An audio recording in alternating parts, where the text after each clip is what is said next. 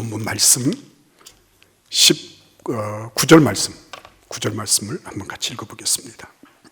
이제 르비딤에 와서 아말렉 사람들이 이스라엘과 싸우는데 모세가 이렇게 얘기합니다. 같이 읽겠습니다. 모세가 여호수아에게 이르되 우리를 위하여 사람들을 택하여 나가서 아말렉과 싸우라. 내일 내가 하나님의 지팡이를 손에 잡고 산 꼭대기에 서리라. 와, 그렇죠? 모세가 두 가지를 얘기했습니다. 하나는 군사들 소집해서 아말렉과 싸우라. 또 하나는 내가 내일 하나님의 지팡이를 손에 잡고 산 꼭대기에 가서 설 것이다. 이렇게 얘기를 했습니다. 자, 맨 먼저 첫 번째 얘기는 뭐죠? 이거는 굉장히 합리적이고 논리적이죠. 누가 들어도 상식에 부합되는 말이에요. 왜? 적군이 왔으니까 가서 무찔러야 될 거 아닙니까? 그죠? 가서 대응해야죠. 상식적인 수준의 대응. 네, 맞아요. 네. 그런데 그 다음이 문제죠. 내가 하나님의 지팡이를 손에 잡고 산 꼭대기에 서리라 하는 거는 좀 그렇게 썩 상식적인 것 같지는 않아요. 그죠? 왜 갑자기 이 할아버지가 산 꼭대기에 가서 설까? 2285m나 되는 그곳을 왜 자꾸 올라가려고 하시지? 이런 생각을 하는 겁니다. 여러분, 상식적이라는 말을 기억할 필요가 있죠. 예. 상식적이라는 말은 누구나 다 안다는 얘기예요. 그죠? 누구나 다 안다. 그러니까 아말렉 군대가 아주 민첩한 기동력을 앞세워서 이스라엘의 후미를 칠 때 아말렉도 이스라엘이 이렇게 저항해 올 것이라고 하는 거 알아요? 몰라요? 알 것이라는 거죠. 예. 그러니까 여호수아 군대가 소집이 돼서 나가면 무조건 이긴다? 하나님의 군대니까 무조건 이긴다? 그런 법 없거든요. 우리는 자꾸만 성경을 신화해서 읽으려고 하는 그런 습관이 있어요. 그 신화화되어 있는 그런 부분들을 뜯어내야 돼요. 성경은 신화가 아닙니다. 이거는 실제적인 거예요. 여호수아 군대가 나갔으니까 다 이기겠다. 천만의 말씀입니다. 이스라엘 군대가 어떤 군대인데요? 이 사람들은 원래 군대라고 얘기할 수도 있는 그런 편제를 가진 적이 없어요. 노예들이니까. 애국 군대가 막 홍해를 앞두고 추격해 들어올 때 이 사람들은 어떻게 했어요? 싸우려고 나갔나요, 이 사람들이? 아니에요. 이 사람들이 한 명도 죽거나 접전하지도 않았는데 우리가 여기서 죽게 됐다고 모세 원망하고 돌아가자고 거기서 애고 통곡하고 그랬던 사람들이에요, 이 사람들이. 근데 그 사람들이 지금 여호수아가 전부 소집, 적군이 왔으니까 우리 나가서 싸우자 이러면 그리고 나가서 막 싸울까요? 천만의 말씀입니다. 그게 진짜 신화예요. 그게 진짜 소설이고. 성경은 소설이 아닙니다, 여러분. 우리가 성경 읽을 때 왜 묵상하려고 하는 거죠? 우리 아이들에게 왜 묵상을 시키려고 하는 겁니까? 행간 읽자는 거 아니에요, 행간을. 풍부한 영적 상상력을 가지고 이 구절들을 한번 보자는 거죠. 그러니까 그거를 이렇게 보면 소집에 나선 사람이 몇 명이나 될까? 그런 의문도 들고요. 그 다음에 또 하나. 이게 죽음을 맞닥뜨리는, 죽음 앞에 서 있는 인간이라는 게 얼마나 두려움과 공포에 시달리는지 몰라요. 우리가 영화나 드라마에서 보면 막 전사들이 나가서 막 정조준해가지고 적군을 이기고 막 일발필도 해서 막 그렇게 하잖아요. 영화니까 그런 거예요. 영화니까. 월남전에서 미군이 베트콩 하나 사살하는데 몇 발 들었다고요? M16 소총이 20만 발. 20만 발을 쏠 동안에 뭐 했다고요? 숨거나 안 그러면 딴 데 엉뚱한 데 쏴는 거예요. 여러분, 실제 상황은 그렇지 않습니다. 지금 아말렉이 막 쳐서 들어와서 사람 목을 치고요, 팔을 자르고요, 배를 찌르고요, 막 이러는 상황이에요. 그게 당사자가 나일 수 있다는 거죠. 그러면 무슨 일이 생기는 줄 아십니까? 전장에서는 대변을 치릅니다. 대변을 치료해요. 그 공포와 두려움 때문에요. 이 복부가 강타당하는 거예요. 그래가지고 그동안에 쌓여있던 이런 것들이요, 이게 쫙 흐르는 겁니다. 사형수들을 여기 그 발목을 이렇게 묶죠. 사형수들. 죽음을 앞두고 이 사람들이 거의 다 대변을 다 치릅니다. 그렇기 때문에 그거를 방지하기 위해서 밑을 이렇게 매는 거예요. 그뿐 아니에요. 전투에 임하는 병사들이 느끼는 한결같은 상황이 있는데 그게 뭐냐면 터널 시야라는 겁니다. 우리가 봐서는 막 사방에서 오는 그런 적군들을 향해서 사주 경계를 하면서 여기 쏘고 저기 쏘고 할 것 같죠? 안 그래요. 그게 진짜 소설이에요. 터널 시야가 돼서 그 보는 데만 보는 거예요. 이게 넓게 이렇게 보이지가 않아요. 옆에서 이렇게 오더라도 내가 보고 있는 이것만 보이지 옆에 적군이 오고 이런 거를 볼 수가 없어요. 그 공포와 두려움 때문에. 그러니까 여러분, 전투 현장이라고 하는 게 우리가 생각하는 것처럼 그래 영웅적이고 그리고 뭐 대단한 어떤 것들이 있는 게 아니라는 거예요. 거기에는 정말 인간이 죽음 앞에 얼마나 형편없는 존재인지, 인간이 얼마나 죽음 앞에서 정말 그렇게 축소되고 위축되는지, 그게 적나라하게 드러나는 곳이 전투 현장이라는 거죠. 그러니까 여호수아가 집합 그런다고 해서 집합해요? 천만의 말씀입니다. 러시아 사람들이 지금 얼마나, 러시아 청년들이 다 어디로 다 도망갔는지, 그 이웃 나라로 어디로 다 도망갔어요. 망명신천도 하고 다 그렇게 해요. 죽는 게 두려우니까. 그러니까 여러분, 이런 상황 속에서 너 나가서 싸워라, 상식적인 거예요. 그런데 이런 상식적인 대응이 승리를 보장하겠어요? 여호수아 군대니까 나가면 이긴다, 그런 법칙이 어디 있습니까? 아니에요, 그게. 그러니까 상식적인 수준에서 우리가 싸운다고 하는 거는 말 그대로 세상 사람들이 얘기해, 운이 좋으면 이기는 거고 운이 나쁘면 죽는 거예요. 뭐 아니면 돈 겁니다. 근데 생각해 보십시오. 어떻게 우리 자식들, 우리 가족들, 우리 이 민족, 나라의 문제를 운이 좋으면 이기고 운이 나쁘면 어쩔 수 없고 하는 그런 식으로 내 동댕이 칠 수 있을까요, 여러분? 그게 맞는 말이에요. 그러니까 상식적인 수준에 대응한다고 하는 것은 굉장히 합리적이고 논리적이고 합당한 것처럼 보이지만 그게 승리를 보장할 수 없다고 하는 점에서 허무한 거예요. 나보다 더 강한, 나보다 더 빠른, 나보다 더 높은 그런 존재가 나타나면 그게 운으로 치부해야 될 거냐는 거죠. 운이 나빠서 졌어. 야, 운이 나빠서 난 죽는다. 아이들 다 고아 만들어 놓고, 그래 놓고 아빠는 운이 나빠서 죽는 거야. 그리고 장렬하게 죽었다. 그게 책임 있는 얘기일까요, 그게? 내가 생각해서 다 맞는 그런 상식적인 수준의 대책을 마련해 놓고 나는 열심히 싸웠는데 운이 나빠서 졌다, 이런 얘기하는 게 맞을까요, 그게? 근데 의외로 교회 안팎에서는 그런 사람들이 많아요.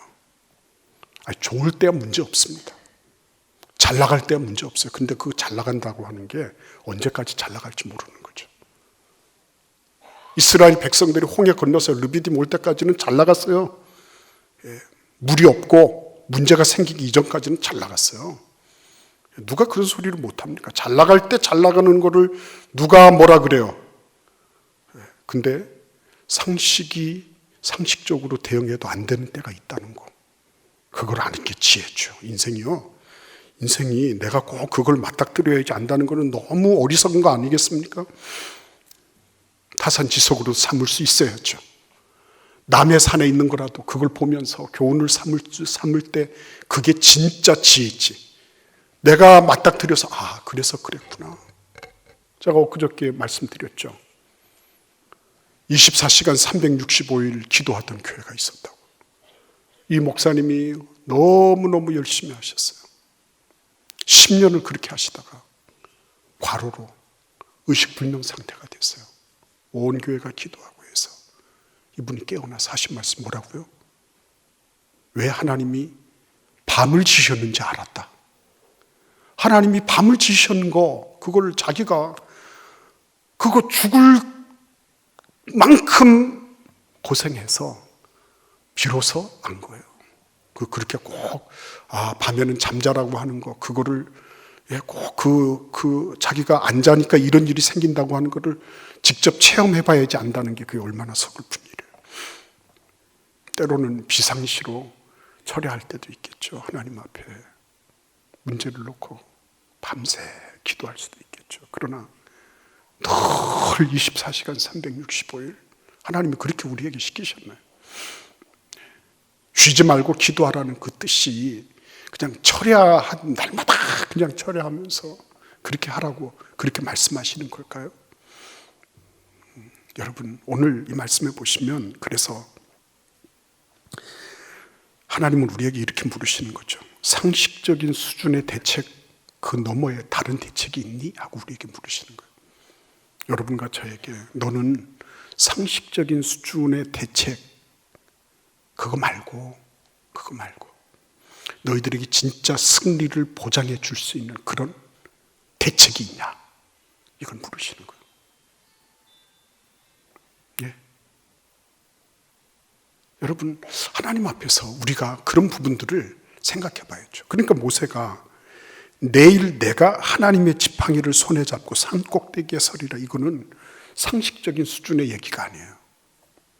이거는 하나님께서 모세를 통해서 그 너머, 상식적인 수준 그 너머로 향하게 하시는 그런 방편이었습니다. 하나님은 이스라엘과 모세가 상식적인 수준에 머물러 있지 않고 그 다음이 있다는 것을 가르쳐 주시기를 원하셨어요.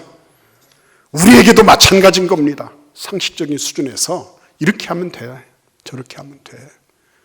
너도 알고 남도 알고 다 알고 있고 내가 이만큼 하면 남들도 그만큼 하고요. 그런데 그 수준에 머물러 있지 않도록 하나님이 이끌어 주시는 거예요. 우리에게는 가야 할 곳이 있다는 것입니다. 상식적인 수준의 대응책 그거 말고 우리가 가야 할 곳이 있다는 거예요. 가야 할 곳이. 바라봐야 할 곳이 있고 넘어야 될 곳이 있는 거예요. 모세는 그것을 산 꼭대기라고 표현했어요. 아마 시내산 정상이 아닐까. 2285m 그곳이 아닐까. 그렇죠? 근데 왜 하필 내일이라 그랬을까요?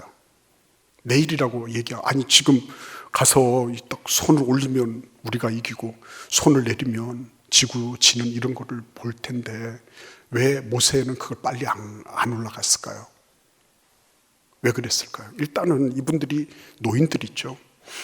2285m를 올라가려면 아마 아말렉이 언제 왔다 이거는 알 수 없지만은 아마 자기들도 생각하기에 그런 어떤 여러 가지 제약들이 있었을 것이다 볼 수 있어요. 그건 또 상식적인 수준의 얘기예요. 두 번째, 아직까지 모세도 산 위에 올라가 보지 않았어요. 그래서 산 위에서 얻게 될 그런 프리미엄을 그는 아직 몰랐어요. 모세는 그거 몰랐습니다. 그러니까 내일 이렇게 얘기하는 거죠. 산 위에 올라가는 건 힘들고 어려운 일이에요. 더더군다나 80이 넘은 할아버지들이 산 위로 올라간다고 하는 것은 그 포장해놓고 낙타들 다니고 하는 그런 곳을 올라가더라도 힘들었는데 그게 얼마나 힘들겠어요. 근데 그 정도가 아니라 거기 위에 올라가서 일어날 일들에 대한 그런 시야가 없었어요. 그러니까 내일 간다고 얘기한 거죠. 아무튼 그 다음 날 모세와 아론과 훌 세 사람은 산 꼭대기에 서서 손을 들어 기도하기 시작했습니다. 손을 든다는 것은 기도의 표현이에요. 그렇죠? 하나님은 여기에서 놀라운 것들을 준비해 놓으셨어요. 어떤 게 준비됐을까? 일단은 산 아래가 싹 보이잖아요. 그렇죠? 조망권을 획득할 수 있게 해주셨어요. 조망권. 산 아래를 한눈에 볼 수 있도록 조망권을 하나님은 예비하고 계셨어요. 조감도, 그죠? 조감도. 새들의 눈으로 보는, 저 하늘 위에서 보는 인공위성, 항공기, 드론 이런 데서 다 아래를 내려다보는 그런 것처럼 한눈에 모든 상황을 볼 수 있었어요. 일단 그래야 되지 않겠습니까? 내가 앞날이 아무것도 안 보인다고 하는 거는 지금 내가 이 산 기슭 아래서 수평적인 나무도 가리고 집도 가리고 이렇게 해서 그래서 이 세상의 시야, 이 세상의 환경 속에 내가 갇혀 있는 것은 아닐까 이렇게 생각해 봐야 되지 않겠어요? 이 산 기슭에 머무를 때는 결코 볼 수 없었던 그런 세계가 산 위의 정상에서 다 그게 잡히는 거예요. 아말렉만 보이는 게 아니에요. 우리 군대도 보여요. 그들이 어떤 작전으로 어떻게 치고 들어가는지, 우리 군대가 어떻게 하고 있는지 그것도 다 보여요. 한눈에 알아볼 수 있는 것입니다.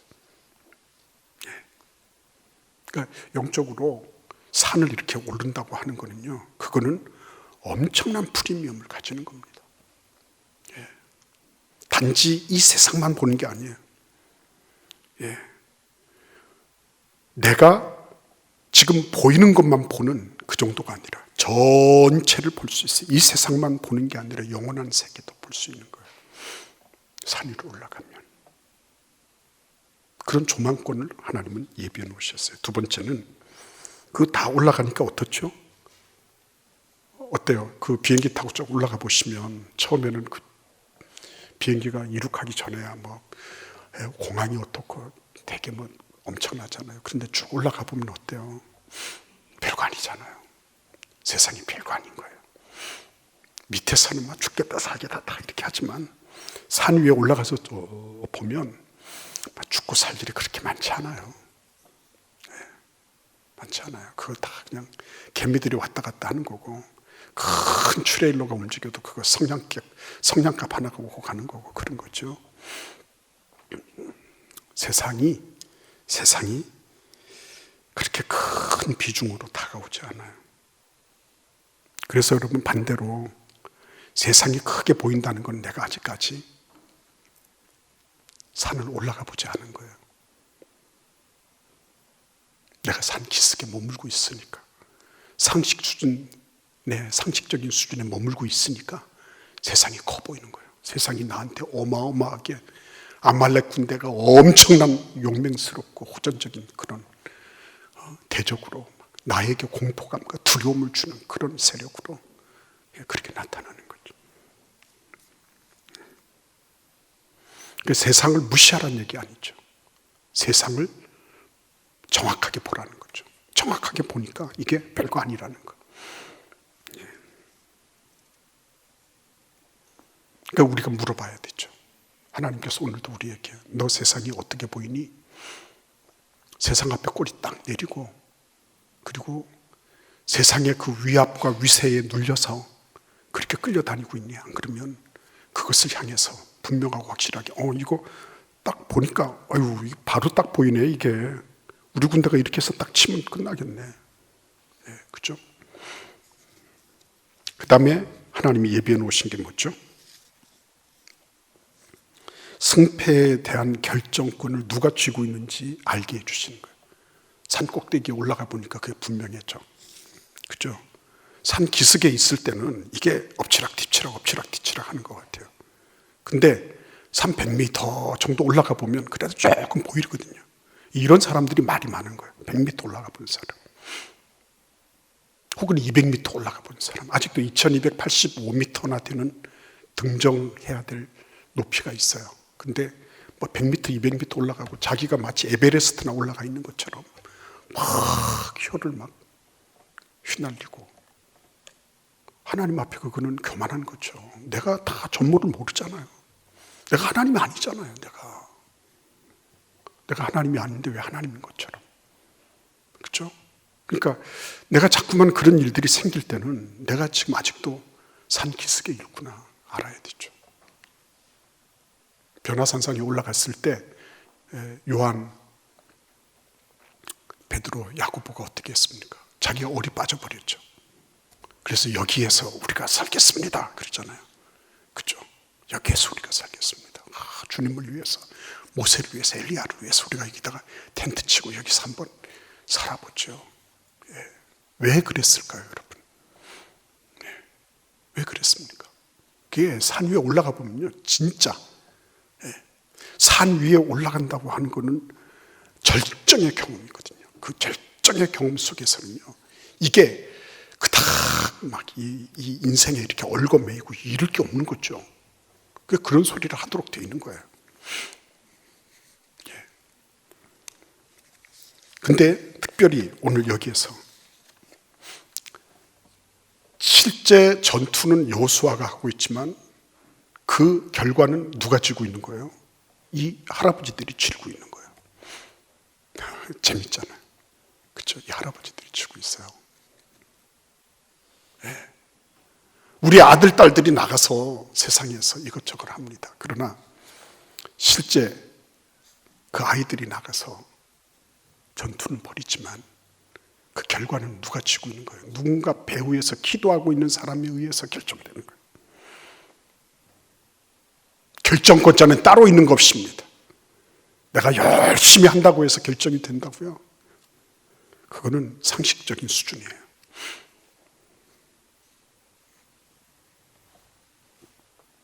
내가 열심히 싸우지만 내 배후에 나를 위해서 기도해 주시는 누군가가 있다. 그것에 있어 결정된다. 그걸 알게 해주신 거죠. 그래서 여러분, 하나님께서 이걸 알게 해주시기 위해서 뭘 준비하셨어요? 일단 물론 모세가 앉을 수 있는 돌멩이도 준비해 놓으시고 다 하셨지만 뭘 준비해 놓으셨어요? 팔을, 손을 6개를 준비해 놓으신 거예요. 그렇죠? 손을 6개. 어떤 손이에요? 어떤 손이죠? 기도하는 손. 그러니까 같이 모이더라도 힘 빠지는 데는요, 힘을 빠지고 험담하고 이렇게 하면 힘 다 빠져요. 이 부정적인 마이너스적인 이런 언사들은요, 어디를 가나 항상 힘을 뺍니다.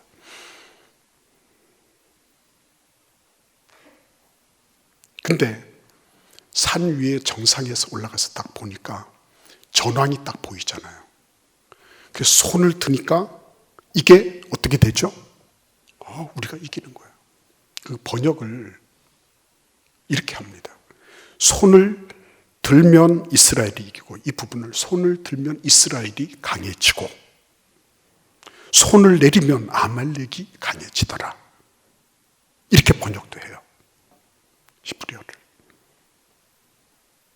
그러니까 손을 드는 행위는 뭐예요? 이 행위를 통해서 강해지는 거거든요.